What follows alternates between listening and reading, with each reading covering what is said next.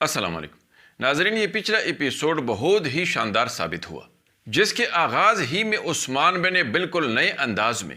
اپنے اتحادی سرداروں کا بہت بڑا دیوان بلایا اور ایک نئے عزم اور منصوبے سے اپنے تمام اتحادیوں کو آگاہ کرتے ہوئے نقشے کے ذریعے برسا کی فتح میں سب سے بڑی رکاوٹ کراکول کو فتح کرنے کے لیے دشمنوں کے خلاف اپنے پہلے جنگی مہم کا اعلان کیا اور اہم جنگی مہمات سر انجام دینے کے احکامات جاری کیے۔ ایک مہم پر کوجا سردار کو اپنے ساتھ لے کر حسن بے کو اصول کرنے کے لیے نکلے اور بازنطینیوں کے نئے کمانڈر گلاڈیوس کے چوکیوں کو نیست و نابود کرنے کے لیے اورحان اور علاؤالدین کو بھیج دیا، لیکن بدقسمتی سے اورحان اور علاؤالدین میں سے کسی ایک کو بھی اس جنگی مہم کا کمانڈر یا سربراہ مقرر نہیں کیا، بلکہ ایک کو ایک طرف سے اور دوسرے کو دوسری طرف سے دشمن پر حملہ کرنے کا حکم دیتے ہوئے اس مہم پر جانے کا حکم دے دیا۔ اور ناظرین، یہی ان دونوں بھائیوں کے درمیان شدید اختلاف کا سبب بھی بن گیا، جس میں پہلی اور بڑی غلطی علاؤالدین بے نے جرکوتائی کے بات مانتی ہوئی کی اور اورحان بے کو اپنے چند سپاہیوں کے ہمراہ دشمنوں کے رحم و کرم پر چھوڑ دیا۔ یہ علاؤالدین کی بڑی غلطی اس لیے تھی کیونکہ حالات جیسے بھی تھے، پھر بھی علاؤالدین کو اپنے اس فیصلے سے پہلے اپنے بڑے بھائی اورحان بے کو اعتماد میں لینا چاہیے تھا، کیونکہ ناظرین، بڑا بھائی ہونے کے ساتھ ساتھ اورحان بے علاؤالدین سے جنگی حوالے سے بھی زیادہ تجربہ رکھتا ہے۔ یہی وجہ تھی ناظرین کہ علاؤالدین کی اس جلد بازی میں فیصلے اور اورحان بے کو اعتماد میں نہ لینے کا نتیجہ یوسف بے اور دوسرے جانبازوں کی شہادت کے ساتھ ساتھ نہ صرف شکست کی صورت میں نکلا، بلکہ کائیوں کے شہداء کو بھی دشمنوں کے رحم و کرم پر چھوڑ دیا گیا۔ جبکہ دوسری غلطی اورحان نے بھی کی، اور اس کی غلطی یہ تھی کہ اس نے سب کے سامنے علاؤالدین کو مارا اور سب کے سامنے اس کو بے عزت کر کے اس کی ساکھ کو نقصان پہنچایا۔ اگرچہ علاؤالدین کی غلطی بڑی تھی، لیکن اس کو سزا دینے کا حق صرف اور صرف عثمان بے کو تھا۔ اس لیے اورحان بے کا یوں سر عام سب کے سامنے علاؤالدین بے کو بزدل کہنا اور سب کے سامنے اسے ذلیل کر کے مارنے کا حق حاصل نہیں تھا، کیونکہ ناظرین، اپنی اسی بے عزتی کی وجہ سے ہی علاؤالدین اپنے موقف پر ڈٹا رہا، جو کہ شدید نا اتفاقی اور اتحاد میں پھوٹ کا سبب بن گیا۔ اور اب سونے پہ سہاگا یہ کہ بوران اور جرکوتائی بھی اس مسئلے کو بنیاد بنا کر ایک دوسرے کے خلاف میدان میں کود پڑے ہیں، اور اگر ان سب نے ہوش کے ناخن نہ لیے تو یہ اتحاد سپاہیوں تک پھیل جائے گا، جو کہ عثمان بے اور عثمانی ریاست کے لیے ہماری توقعات سے بھی بہت زیادہ نقصان دہ ثابت ہو سکتا ہے،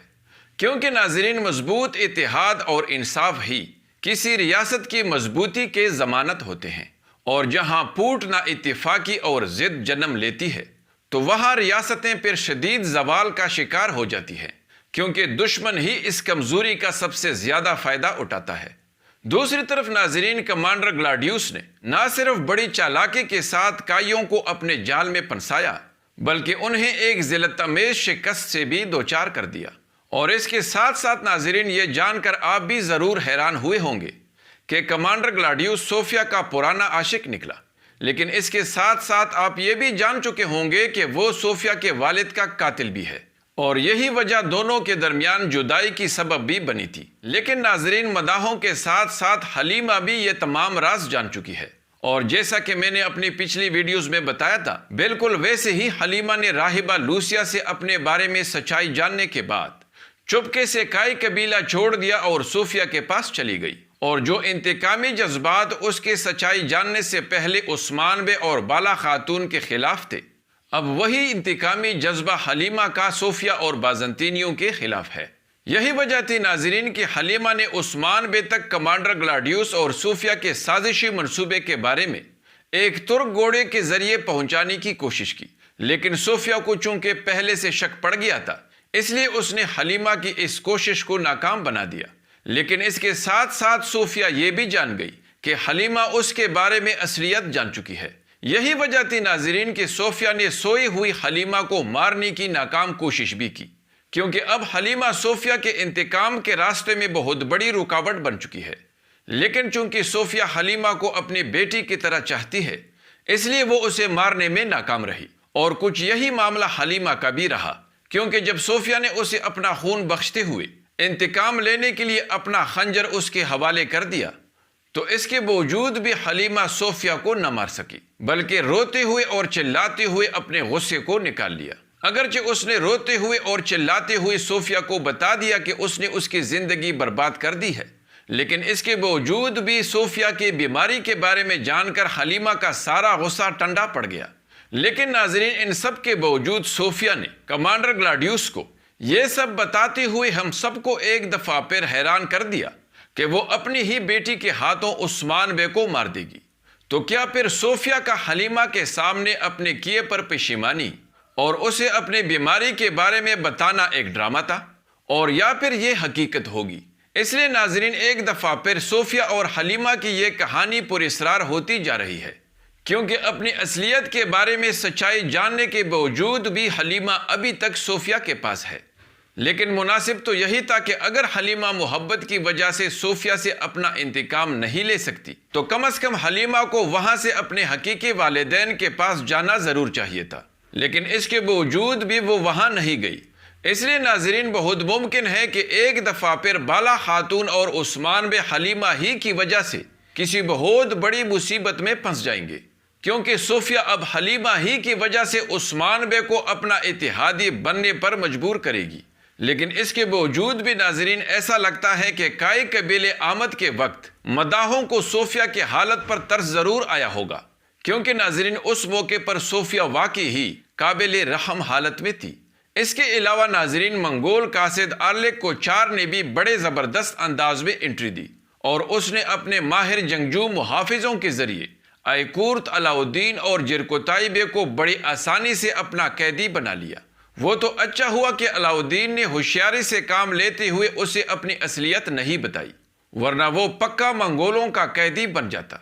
کیونکہ الجائتو خان نے اپنے پیغام میں واضح طور پر عثمان بے کو اپنا ایک بیٹا اور ایک بیٹی اس کے حوالے کرنے کا حکم دیا ہے، ورنہ بصورت دیگر تمام ترکوں کو تباہ و برباد کرنے کی دھمکی دی ہے۔ اور ہم نے دیکھ لیا کہ عثمان بے نے الجائتو خان کے اس حکم سے صاف انکار کر دیا ہے۔ لیکن اس کے ساتھ ساتھ ناظرین، اچھی بات یہ ہوئی کہ منگول قاصد نے گلاڈیوس اور صوفیہ کو بھی الجائتو خان کا بیعت کرنے اور اسے محصول ادا کرنے کا حکم دیا ہے۔ اگر ایسا نہ ہوتا تو پھر منگول اور بازنطینیوں کا یہ اتحاد سچ میں عثمان بے کے لیے بہت زیادہ خطرناک ثابت ہو سکتا تھا۔ لیکن جہاں کمانڈر گلاڈیوس اور صوفیہ منگولوں کے ساتھ مل کر عثمان بے کو مٹانے کا خواب دیکھ رہے تھے،